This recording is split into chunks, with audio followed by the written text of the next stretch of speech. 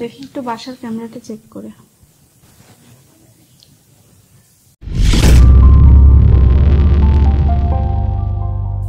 আচ্ছা, তুমি কি চাও তোমার আপা বাসায় না আসুক?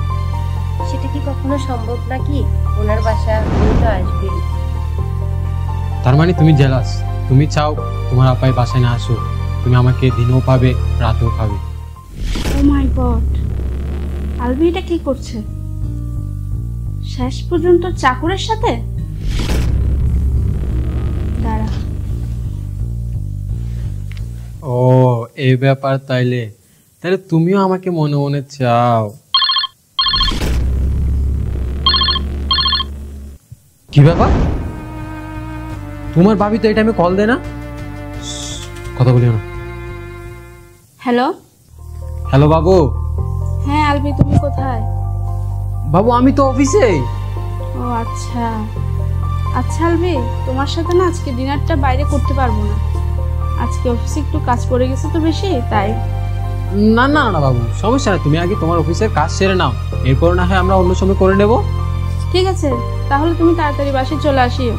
আমি রাখছি, কেমন? ওকে বাবু, লাভ ইউ।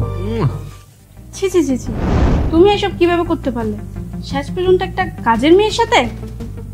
আমি অফিসে কাজ করতে করতে ব্যস্ত, আর তুমি বাসায় এসব করছো না? দাঁড়াও, তোমাকে বোঝাতে হবে। তোমার খেলা আজকে শেষ। তোমাকে কিভাবে হাতে নাতে ধরতে হয় আজকে দেখাবো।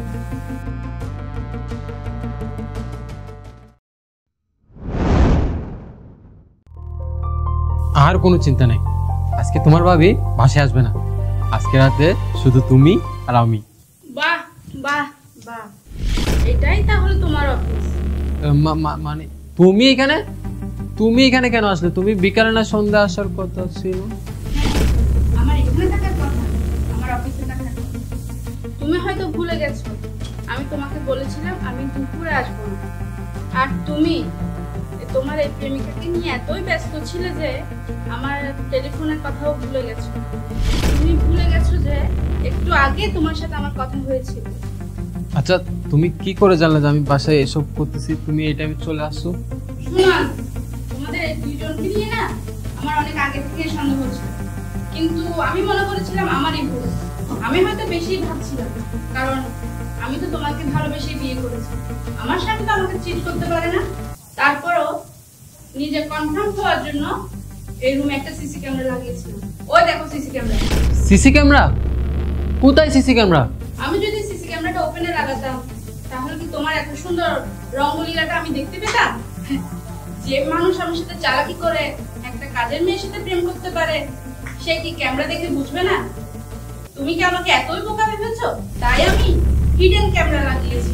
ওই যে ব্যাটের কর্নারে ক্যামেরাটা লাগানো আছে। তুমি কেন? কেউ দেখলেই বুঝতে পারবে না ওখানে যে একটা ক্যামেরা আছে। আর আজকে আমি অফিসে বসে বসে তোমাদের এই দুইজনের রঙ্গলীলা দেখছিলাম। মোবাইলের ভিডিও দেখে দেখে আমি তোমার সাথে কথা বলেছিলাম, জিজ্ঞেস করছিলাম তুমি অফিসে গেছো, আমি আজকে আসতে পারবো না, দেরি হবে। এগুলো সব আমি মোবাইল দেখে দেখেই বলছিলাম। তুমি আগে আমাকে এটা বলো যে তুমি আমার সাথে এটা কেন করলে? হ্যাঁ, আমরা তো ভালোই ছিলাম, কি দরকার ছিল এই কাজের মেয়ের সাথে এসব করার?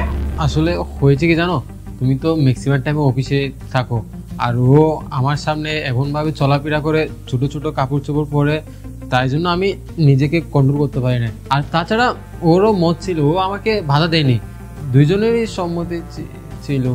স্টপ! তোমার কি লজ্জা করে না? তুমি যে নিজের মুখে এই কথাগুলো বলছো যে কাজের মেয়ে ঘরে ছোট ছোট কাপড় পরে, তোমার মাথা ঠিক থাকে না? তুমি কি জানো তুমি কি বলছো?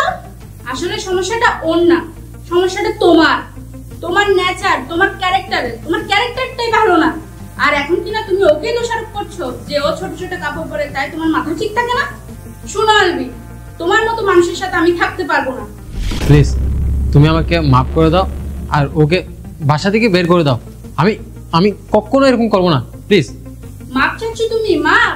তোমাকে আমি কোনোদিন মাপ করতে পারবো না। কি বললে? শুধরে যাবে? মানুষ চাইলেই শুধরাতে পারে, কিন্তু যার চরিত্র খারাপ সে কখনো শুধরাতে পারে না।